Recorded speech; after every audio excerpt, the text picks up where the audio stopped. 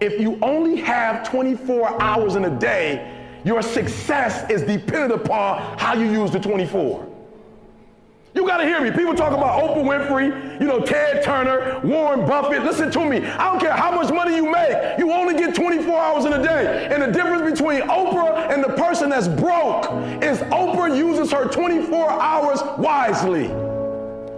That's it. Listen to me. That's it. You get 24. I don't care if you broke, you grew up broke. I don't care if you grew up rich. I don't care if you're in college, you're not in college. You only get 24 hours. And I blew up literally.